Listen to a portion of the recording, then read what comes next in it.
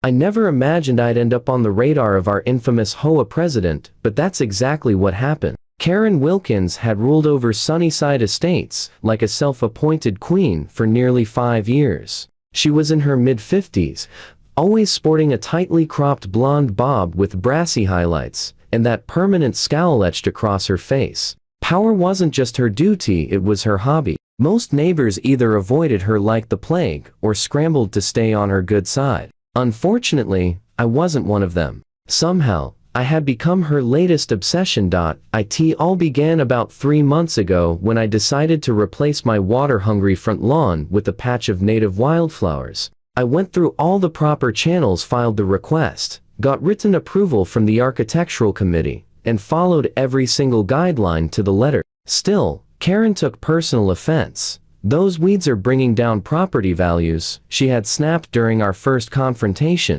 She was standing on my doorstep that afternoon, clutching her clipboard like a badge of authority, her voice sharp enough to cut glass. I stayed calm, handing her a copy of my approval documents. That only made things worse. Her eyes narrowed as she scanned the papers, her lips curling into a thin, displeased line. I could practically see her mind whirring, searching for some loophole to twist against me. "Well, we'll just see about this," she said finally, flashing a brittle, performative smile before pivoting on her heel and marching away. That was my first warning. I had unknowingly stepped into her sights, and Karen never forgot a grudge. Over the next few weeks, the violation notices started rolling in, each one more absurd than the last. My garbage can was visible too long after collection day. Apparently, 45 minutes was excessive. My garden hose was improperly stored when I'd simply taken a short break from watering. Even my welcome mat, a simple tan rectangle with the word "home" on it, was apparently not part of the approved color palette. Every time I documented my compliance, attached photos, and emailed the entire HOA board. Slowly, the other members began to notice the pattern. Karen's complaints were becoming transparent, petty, vindictive, and impossible to justify. The board's tone toward her started to shift, and that only seemed to fuel her obsession with me further. I'd catch glimpses of her silver SUV creeping past my house at a snail's pace, her unmistakable silhouette visible through the windshield. Sometimes neighbors would text me warnings, "Karen's doing her rounds again. Keep an eye out." It became a running joke in the neighborhood, but to me, it was exhausting. Last month, I finally decided to take my first real vacation in over 2 years, a 10-day trip to visit my sister in Colorado. I made every arrangement carefully. My elderly cat, Merlin, needed daily care, so I hired Jaime, a responsible graduate student recommended by a colleague, to house sit. The day before I left, I sat with Jaime at the kitchen table, going over all the details: feeding schedules, mail pickup, even a rundown of Karen's antics. At first, Jaime laughed.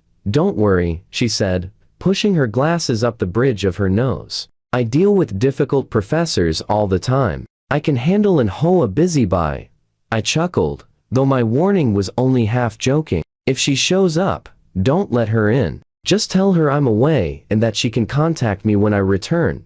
Neither of us knew just how serious that advice would become. 3 days into my trip, I was halfway through a peaceful hike in the Rocky Mountains when my phone buzzed. Jaime's name flashed on the screen. I figured it was a question about Merlin's medication, so I stepped off the trail to answer. "Hey, Jaime, everything okay?" I asked, my sister's laughter and the sound of the wind fading behind me. "Not exactly," Jaime replied, her voice tight with tension. "Something happened with your HOA president." Immediately my stomach clenched. "What did Karen do now?" "She let herself into your house," Jaime said, her voice trembling slightly, equal parts anger and disbelief. "I was in the backyard reading, and when I came inside, she was in your living room taking photos. For a second, I thought I'd misheard." "She did what? How did she even get in?" "She said she had a master key," Jaime explained shakily. "Claimed that, as HOA president, she had the right to inspect your property if she suspected a rule violation." My blood went cold, then hot. I could feel the rage rising through my chest. Karen had finally crossed a line that couldn't be ignored. She said someone reported water leaking from your house into a neighbor's yard, Jaime explained. She claimed she needed to inspect the source. I froze, gripping the phone tighter. That excuse was absurd on its face. First off, HOA presidents don't have master keys. That would be unthinkable. Second, my house sits slightly higher than the neighboring lots. Water doesn't flow uphill. The story didn't even make physical sense. It was clear what had really happened. Karen had simply fabricated an emergency to justify snooping around inside my home while she thought it was empty. Where is she now? I asked, trying to keep my voice calm, even though fury was clawing its way up my throat. That's why I'm calling. Jaime replied, her tone suddenly light, edged with satisfaction. When I found her standing in your living room, I told her she was trespassing and needed to leave immediately. She refused, saying she had the authority as HOA president to be there. So, Jaime paused, almost proudly. I called the police. For a moment, I was speechless. You called the police on Karen? Of course, I did, she said firmly. She broke into your house. The officers just left. They took her away in handcuffs after she refused to cooperate and kept insisting she had the right to enter any home in the neighborhood. I stood there on that mountain trail, completely stunned. My sister had come over by then, watching me with a look of concern. I must have had quite the expression somewhere between disbelief, fury, and reluctant admiration for Jaime's quick thinking. I cut my trip short by 2 days. My sister understood. I couldn't relax another moment until I saw the situation for myself. When I arrived home, Jaime met me at the door and filled me in on every detail. Karen had apparently used a credit card to jimmy open the side door, something she later claimed she'd seen in a movie and thought was a valid method for HOA emergencies. When the police arrived, they'd given her multiple chances to leave peacefully, but instead, she launched into a wild tirade about her authority as president, waving her clipboard and quoting imaginary bylaws. The officers weren't amused, especially after Jaime showed them my texts, where I'd explicitly stated that no one besides her should enter the house. Karen had been arrested on the spot for breaking and entering, criminal trespassing, and resisting arrest after she tried to push past an officer on her way out the door. The next day, I received a call from Detective Rodriguez, the investigator assigned to the case. Her tone was calm but edged with disgust. Mr. Harris, she said, our forensic team went through Miss Wilkins's phone and found multiple photos taken inside other homes in your neighborhood. These weren't random, each was taken while the homeowners were away. It appears she's been conducting her own inspections for months. My stomach turned. She kept detailed notes, Rodriguez continued. Descriptions of people's decor, furniture, even comments about their personal belongings alongside her so-called violation records. This isn't an HOA issue anymore. This is a pattern of criminal behavior. We're filing multiple counts of breaking and entering, trespassing, and invasion of privacy. Given her position, the district attorney's office is taking this very seriously. By then, word had spread throughout Sunnyside Estates. The woman who had once terrorized the entire neighborhood with her endless nitpicking and rule enforcement had finally gone too far. I decided to attend her arraignment, partly out of curiosity, but mostly to see her finally held accountable.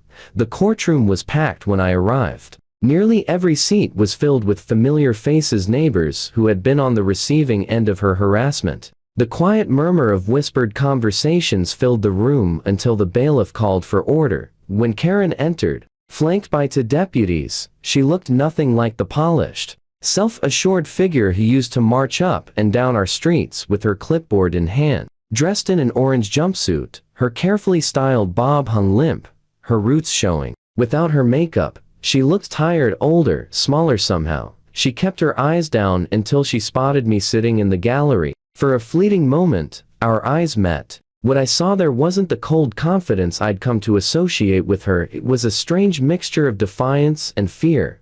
The judge read through the charges one by one. 12 counts of breaking and entering, multiple counts of trespassing, 1 count of resisting arrest, and several counts of invasion of privacy. Each charge seemed to weigh heavier on Karen's shoulders, her posture slumping with every word.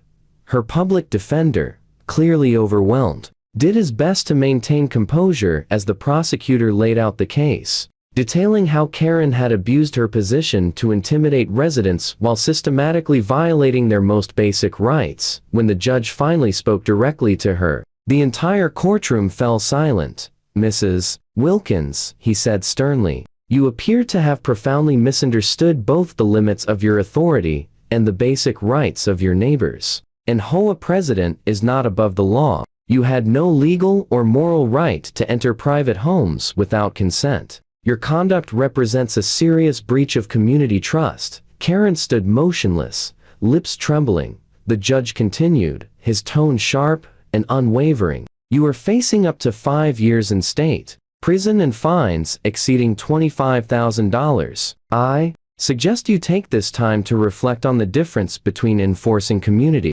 standards and committing crimes under the guise of authority." That was the moment Karen's composure finally shattered. Her face crumpled, and she let out a faint, broken gasp that echoed through the courtroom. "But I was just enforcing the rules," she whispered weakly. The bylaws," the judge interrupted firmly, "do not supersede state law or the Constitution. You would do well to remember that before your trial." As the deputies led her away, she looked around the courtroom one last time at the faces of the very neighbors she'd tormented for years. Her expression was one of dawning horror, a silent realization of how far she'd fallen. "I didn't feel pity. I didn't feel anger anymore either. Just relief. Relief that the neighborhood could finally breathe again, free from the tyranny of one woman who had mistaken control for community." Karen's reign was over this time, for good.